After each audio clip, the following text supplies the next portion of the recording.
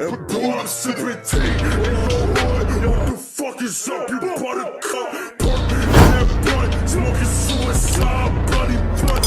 Pussy boy, you talking shit for Twitter. It ain't not enough. How these pussy niggas moving day to day. I had enough. Hey yo, what's good? It's your girl Kai and welcome back to another video. If you're new to my channel, let me go ahead and stop right there. If you haven't already, make sure you leave a like on this video. And if you aren't already, make sure you subscribe to my channel so you know next time I post, so you can see my pretty little face. So as you can tell from the title of today's video, I'll be recommending you guys shows that I feel like you guys should check out, because it's like we bored in the house and we in the house bored. I put all these shows that I'm going to recommend to you guys in my notes because we're being great.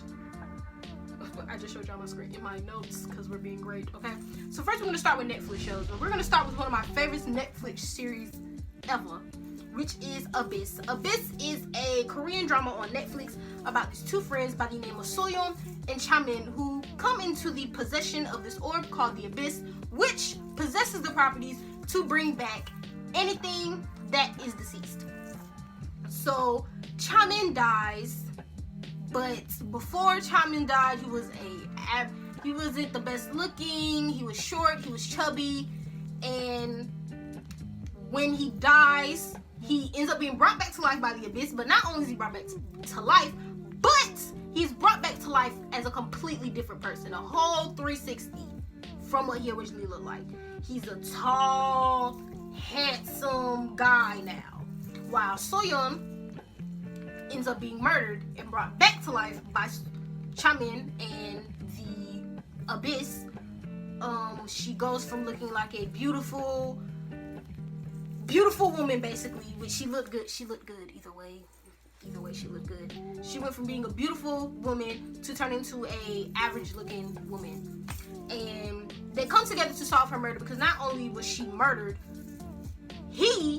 Chamin has become the prime suspect in her murder, because he's known to have had strong feelings for her, and because of that, that's evidence that he could have possibly murdered her because she didn't like him back. But for underlying reasons, that's not true, but they said he was, because, you know, I can't tell y'all because y'all need to go watch it. I can't tell y'all because if I tell y'all, y'all not gonna watch it. Okay. Next we have Extremely Wicked, Shockingly Evil, and Vile. Let me show you what the fuck is that. Okay? It is a movie about the serial killer Ted Bundy. Ted Bundy was a serial killer that killed multiple girls and women in the 1970s, which is played by Zac Efron in this movie. I feel like he played the role very good. And basically it just tells the story of Ted Bundy's life, to when he started murdering, to the trial, to sentence him to his execution. It's really just a straightforward explanation. You guys go check it out just to find something to watch, something interesting. Next we have Memories of Alhambra. Memories of Alhambra is about an investor by the name of Jin-woo who goes to Spain to meet with this cryptic video game developer that has all of a sudden went off the radar. He is nowhere to be found. He didn't say goodbye to his family. He basically was in a rush. He was trying to get away from something. As the story progressed, you see what he was trying to get away from. The video game developer's game started to come into real life. So the game was basically kind of a VR type situation, but you had contacts and you could actually play and do everything. But Jin-woo ends up murdering a rival investor that he has a kind of a history with, and he didn't mean to murder him on purpose. They were playing the game, they were battling to see whoever wins gets the game. And he ended up actually killing the dude in real life. And the dude ends up coming back in the game trying to kill him. And bitch, it got real rowdy up in there. But hey, can't tell y'all because y'all need to go watch it. Anywho, we have Lock and Key. Lock and Key is just a show on Netflix about this family that are more known for the murder of the father of the family, and they possess these magic keys that open doors to go to different places. And it's like the youngest son had like a key lock thing in the back of his neck. He put it in, you get to go into his head. Like his head was like a arcade, and the sister's head was like a beautiful place with memories and bubbles and stuff. And the oldest son feels like he's more at fault for the father's murder, because the dude that murdered his father, they like went to school together. They were supposed to be friends. And the dude had said something about wanting to kill his dad. And the son was like, hey, if you want to kill your dad, just make sure you kill mine too. And the dude actually killed his dad. That's not funny. Anywho, so yeah. Straightforward, just like that, okay? Love Alarm. Love Alarm is a Korean drama. If you watched To All the Boys I Ever Loved and To All the Boys I Loved Before, you can watch fucking Love Alarm. Love Alarm is about this app that goes off when you're within 10 meters of someone that likes you, or within 10 meters of someone you like. So if someone likes you, your love alarm is going to go off. If you like them, their love alarm is going to go off. But you can see how that can create issues. If you don't like that person, but they like you, your love alarm is going to go off, but theirs isn't going to go off. And if you like them, but they don't like you, their love alarm is going to go off. Yours is not going to go off. So this becomes a problem for our three main protagonists. And I can't tell y'all what happened because I want y'all to go watch it. Okay, alright. So, yeah. Then you have Creeped Out. Creeped Out is like, it's not something that you need to watch in chronological order. Like, bitch, you can go watch episode 1, then go watch episode 10, then go watch episode 8, then go watch episode 7, then go watch episode 3. Baby, you can watch however you want to watch it. Each episode tells its own underlying story. One of the ones that I liked specifically was an episode. It's about this boy that he's trolling on the internet, spreading rumors about people at his school, and he's warned if you continue to do this, you're gonna regret it. But he doesn't take it seriously. He ends up being turned into a gargoyle. Don't know what a gargoyle is? I'll insert a picture here. So he ends up being turned into a gargoyle, and the only way he can turn back into a regular looking human being how he looked before, he has to admit of all his wrongdoings, tell everybody that he was the one doing it. Of course he didn't want to do it, because not only was he talking about other people, but he was talking about his own friend. Like, these were his own friends that he was spreading rumors about, talking about. So yeah, he ends up being turned into a gargoyle, and basically the gist of the story is that you're gonna have to pay for what you did. And it's kind of like you get back what you give out. Like, each episode is kind of like a story of karma. Like, this girl, she wished for her parents to be normal. Okay, you want your parents to listen to you? You want your parents to be normal?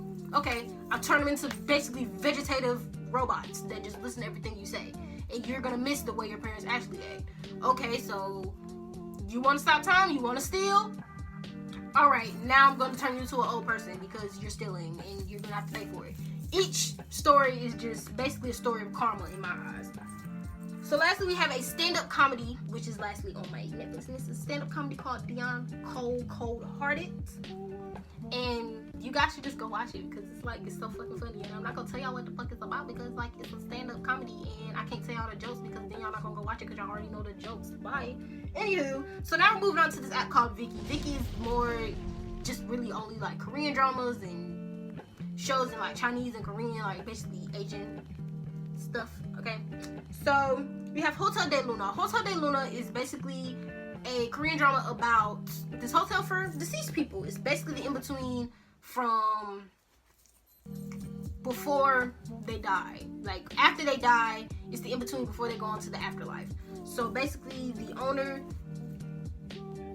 of the store, which is IU, y'all have no fuck idea what I'm talking about. But anyways, she was a bad person in her past life, so she's basically stuck redoing her wrongs. Anyways, like rewriting her wrongs until she's able to move on to the past life along with the other servants at the hotel. And basically, if you were murdered, she's gonna find your murderer and make them pay for it so you can move on to the afterlife. Basically, the gist of the show, and it's real heartwarming, but it's funny at the same time. Like, it's kind of a happy ending for everybody. So I feel like I should check it out. Okay. Anyways, we have Strong Woman, Do Bang Soon, Stronger, Do Bang Soon. You can watch it on Netflix as well. I watch it on Netflix, but you can watch it on here too. It's basically all about preference. It's more of kind of like a funny, cutesy type of thing. It's just about this girl. She's just super strong, but it also turns into kind of an issue for her to be able to live her life because it's like she can't really do nothing. She can't touch nothing without messing it up. Like, so it's a nice thing to watch. Like, she ends up finding love. Then she ends up realizing that everything isn't meant to be because she had a crush on a boy that didn't like her, like only saw her as a friend, but she kind of didn't want to accept that. And of course, you know how it goes. Once she stopped liking him, he started liking her. But you know, niggas. Anywho, now lastly on this list we have Hulu shows. Okay, Good Girls. Good Girls is really the only reason I have Hulu. Okay, basically it's about these three friends: Elizabeth, Annie, and Ruby. Ruby has a sick daughter that needs a new kidney, but she doesn't have money for it. Elizabeth has a cheating husband that they're gonna end up losing their house. Annie's just basically broke. That's what I got from Annie. And they all just come up with this plot to rob Annie's place of work. Annie worked at a supermarket and she knew that they would have money. So they thought they would have a couple $1,000s. Ends up being a money laundering place for a gang. And you can only imagine all the shit they got into. But you need to watch it. If you are already watching Good Girls, like you're late. On My Block Who? All American what? Like, let's stop being basic. Stop being basic. Stop being basic. Stop being basic. Okay? Stop being basic. Okay? Yeah, go watch out some Good Girls. Open. Take a whiff of what it's not like to be basic. Alright. Lastly, we have The Act. The Act is based on a real life story about this woman and her daughter, Dee Dee and Gypsy Blanchard. Dee Dee made it sound like her daughter had so many diseases and health problems. She couldn't walk. She had to eat from a tube. She had the mind of a 7-year-old, which none of this was true. She said the girl was allergic to sugar, all that. None of this was true. She was faking the Gypsy's age. Gypsy could walk. Gypsy, girl, like she was lying. They got so much attention and so much help from people because they thought like this girl has all these problems. When she didn't. Like, they use people for money. I'm not gonna say they, because I really don't, I don't really blame Gypsy, but accomplice type shit. Like, so yeah, it's basically just showing how it all happens because Gypsy ends up murdering her mother with a dude that she met online. Because you know the saying, strict parents create sneaky kids. Gypsy is the definition of lots in this show. Like, Gypsy was, oh yeah, we finna get it busted on and popping up in here, okay? So yeah, it just turns into so much more. This is based on real life events, even though certain things are like dramatized for the show. But yeah, it's a good thing. It's a good show to watch, especially if you just want to know about the story. Because I bet some of y'all like, what the fuck? They be saying what? They got so much money. Like, they got a house from Make-A-Wish. Like, it was just so much. Like, they deceived so many people. So yeah, you guys should check out all those things from all those apps. Okay? That's all for today's video. Make sure you like, comment, share, subscribe, and ring that bell so you know next time I post. That's all for today, and I'll see you when I see you. Peace.